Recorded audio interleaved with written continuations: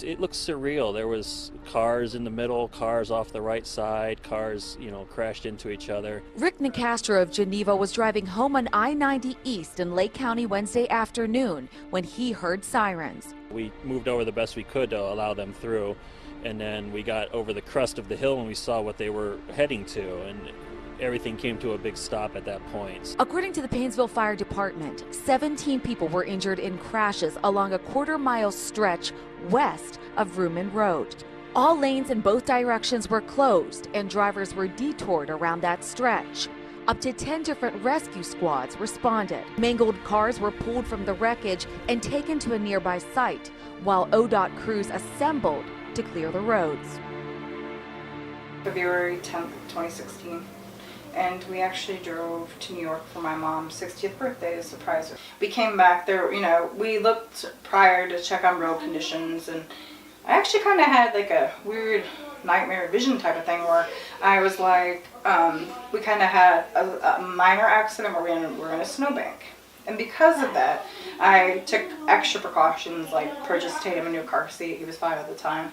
Bought a bunch of medical, like first aid kits and, stuff in case we had a flat tire. We celebrated my mom's birthday. She was surprised to see us. We came out from the back and said surprise, and her mouth dropped, and it was really great. It was a nice road trip on the way up there, and kind of the pressures of getting back to work and everything like that, coming back and only had to go 30 hours.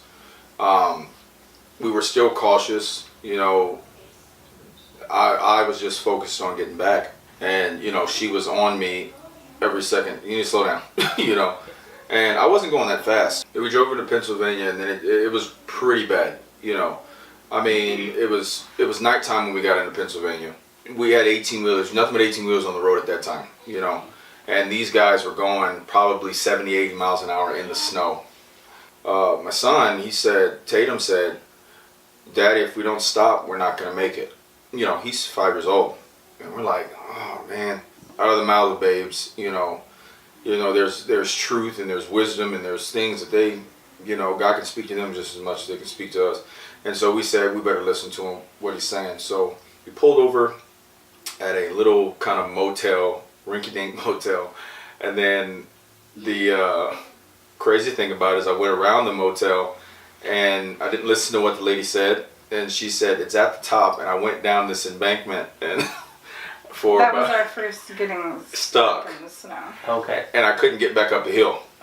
And so for about an hour, we were out in the snow. Trying to get the trip. Trying to get it up, and then I finally was just like, just go see if we can stay down here. Then it was snowing a little bit in the morning. We took off. We didn't get up because they plowed. That was the reason. They plowed, and we were able to. We stopped for a quick breakfast and drove for a little while. It was, you could tell it stopped, but I think it accumulated on the road, so we were trying to take it easy. We actually had our little dog Lola with us.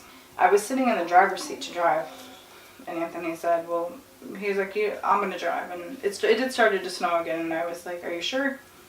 And he said, yeah, just, I'll drive. And I was like, okay. So as we were going, it probably drove a good 40 minutes. Then there was whiteout conditions. We came up over a hill, and I can honestly say we've never seen anything like it from one side of the road to the other in that lane, because it was a highway, so it was broken up, between a huge meridian, and there's people on the other side. There was cars all over the place. And then he said, where do I go? What do I do? From the time, all I can remember is going over the hill. In slow motion, you know how the brain works. It slows down during, when your adrenaline is heightened, and I saw a van pass by us going, I don't know how fast. And going between these two 18-wheelers, the back of the 18-wheeler, they jackknifed and hit each other. This van went in the middle and just boom. And I didn't even recall seeing the van. My perspective was seeing there was no place to go. There was cars on the side of the road, and they were all just intermixed and sideways and, upside down. And, it was just that like, what do you do? And when I woke up, it was, I woke up, I didn't feel any pain because obviously adrenaline was I looked, first thing I do is look up, like, okay, SUV is gone. I mean, it didn't matter at that point, I look over and he's stiff. I mean, stiff. His head is completely down into his chest, like something you can't even do if you're like, you can't just go where your head's, it's nothing that's normal. I was like, okay, kind of assessing. So I turn around to the kids, they're screaming and crying already. So I did a assessment of them, they're okay. And I have no idea where the dog was at the time because the whole entire front end was in my belt was, and I had bruising from here to here. So I don't know where she went. She lived, and she was kind of back on my lap. I looked over to him and he had a seizure. And I thought he was gone. So I get out of the vehicle quickly because it wasn't safe for us to be in the vehicle. I get out of the vehicle and there's people saying, get back in the vehicle. It's not safe for you to be out here because cars are still flying. And I'm just like, okay, what do I do? Because if we're hit again from behind, Semi was already through the windshield. His head hit it. I couldn't see, it was on the side. It was a partial bone. I have a partial bone fracture where the back of I hit the back of the corner of the 18-wheeler. One thing that stands out to me in our Christian, journey and us, listening and learning how to talk to God, in a quiet voice, he'll tell you something, and it's whether you listen or not. He tells us stuff all the time, and we probably miss half of the stuff that he tells us because we're so focused on everything else. But in that moment, I was bleeding profusely out of my head. We're going to need a number of ambulances. We've got a guy trapped underneath the truck right now. 911 caller Jim Carroll was at the scene. He's a retired assistant fire chief from Cleveland, but yesterday he was Mandy's guardian angel. I was out of the vehicle. The gentleman, Jim, took the children. And as a mom, you're like, wow, do I let somebody I don't even know take my kids? I have to check on him still. Where am I supposed to be at this time? I was looking to God for answers. Like, okay, help me. Like, I need to know what to do. So I took so I let him take the children. He's like, my car is unharmed. I'm in a safe area. It's warm. He's like, it's just my suggestion. So I let him go. So as I come back into the car, I was going to check him. And God said to me, I heard a voice and said, you need to wrap his head. And I'm like, well, wrap his head. I didn't wear my coat. I just had a shirt and jeans on. Like, I'm gonna wrap his head. I looked down, and the center of the console was a gray scarf. Mind you, I did bring winter stuff. The winter stuff is in the back of the vehicle. All of it. We didn't take any of it out. So it was there for me to wrap his head. Therefore, created coagulation. Ultimately, that's why I'm here. Because if she didn't listen at that moment, if God didn't place the vehicle where it was supposed to, if those different parts of that didn't happen that way, then I probably would have bled out. And it was just like, I just thank God for her, because if it was anybody else, I wouldn't be here. This is what I do remember waking up. And I didn't remember the impact. I remember right before, just like any other, head, traumatic head injury, and I remember it sounded like when I was coming to that I was going through this tunnel, but as I was waking up, I can feel from my toes, feeling coming back from my toes all the way up, and there was a sound that was distinct, like I was coming through like either a vortex or I don't even know, but it was just like, and the more feeling I got in my body, it was just speeding up. And then until there was just kind of like pop when I felt the pain in the top of my head. It was God, he showed from... It was unconditional love the whole entire way. Like, I've never felt just the steps that we had to take were there for us. It wasn't... of course I'm going to think and I'm going to assess, but the whole entire thing was just a drawn out plan. Like, he had the plan of what to do, follow my plan, and all will be well. That was his will. Jim watched the kids while firemen worked to free Anthony, eventually taking him to Metro Health Medical Center, leaving Mandy and the kids with nowhere to go. But Jim wasn't done helping yet. He called his wife. she knew me well enough. She says, and so you're planning on bringing him here, right? And I says, is that okay? And she says, absolutely.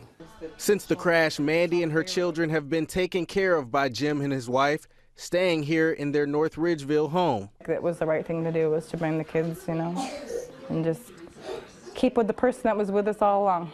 Well, I believe God put me there. To have all those cars flying all around me and have me untouched, there was a reason. Jim Carroll was our guardian angel. The gentleman that helped us, he brought our dog and our luggage to the hospital, checked on us, and he has a wife at home. He's retired. He has medication that he needs to take, but he put all that aside because he felt in his heart he was meant to be there. He actually went to the doctors that day and said when he came out of the doctors, it was sunshiny, it was fine, and he never takes the highway. He said, probably in the 20 years of going to the doctors, I've never taken the highway. He's never taken the highway, and the only reason why he took the highway that day is because as he's coming out of the doctor's office, he sees sunshine where the highway is, and he was like, oh, it looks beautiful, let me go that way. And till this day, he said, I was supposed to be there, I was meant to be there. And with him having a brain injury, they didn't have the proper equipment to check his head, and they did do a CAT scan, and they needed to do an MRI, and I think they didn't have the proper tools. So they couldn't even care flight him because the weather was so bad. They actually had to take him by way of ambulance. We didn't have any way. I didn't know anybody in Ohio. I had no family, no friends, no vehicle. And he said, I'll take you. And I was like, well, you don't have to. You have a place. And he's like, no, I'm going to take you. And he even took the children to get something to eat while I was filling out paperwork and stuff for Anthony. And I was like, okay, we'll come with you. And we had to go to the hospitals in Cincinnati, TRICARE in Cincinnati. He was with us the whole entire way. We were there till midnight. I had to wait till they made sure that he was past the point of critical condition. And he had to I had to wait till he got his staples in his head and everything. And he called his wife and said, I'm taking them home. She goes, yeah, I already knew. I knew when you told me that you're with him the whole entire time that you're taking him home. I'll get the beds ready. She was sweet. So, they were with us. It was like, I've never felt love from somebody that I didn't know. You go to, you're in a situation, you're at the store, no, there was never, I didn't lift a finger. I didn't make any food. I didn't pay anything. When God takes care of you, he takes care of you. She didn't have to do anything, and then when she tried to even pay for stuff at the store, they didn't allow her to pay for it. Neighbors came. Friends came family over. Came. We were fed. Yeah. They brought the children winter clothing. Yeah. Well, do they need anything? Here, we have, what size do they wear? Thank God there was no fatalities in 100 and how many car? 125. 125 car pileup. There was, my sister did a GoFundMe just because she was the one who inquired for us to come home for the party. She felt like kind of it was her fault, of course not, but we came home because she had the party for my mom. And there was a lady who saw it through Jim, the gentleman that we stayed with, his son, saw it online, and she saw, okay, we don't have a way to get home. We talked to all of our family members and friends, like, hey, we got to figure out a way to get back to the house, whether it be flight, bus, Plus, we were kind of concerned with him. Can he fly? So there was a lady, her name was Julie Mitchell, and she said, I want to donate my flyer miles to the family, all 5 of us, and the dog, to get back home. So we got home for free.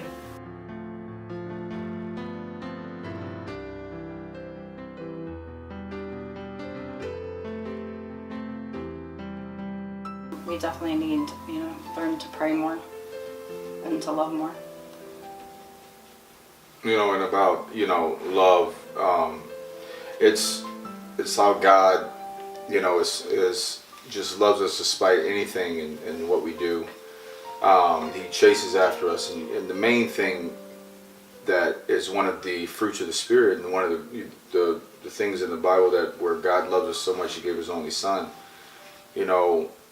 We can get caught up in our day-to-day lives, and we can forget to love those people that God puts in our path because we're so concerned about what's going on, what we have to do, you know, and we're teaching them, you know, if you see somebody in need at school, wherever you're at, I mean, it's the love of God. It's the love that you show them is what counts and what matters. If God didn't love us, I mean, we wouldn't be in the place that we are. You know, we wouldn't be here. You wouldn't be here. You know, church wouldn't be here. It would just be chaos. But with His love, there's peace, there's joy. I mean, it's and togetherness. You know. Yeah. And we definitely cherish being together. We do.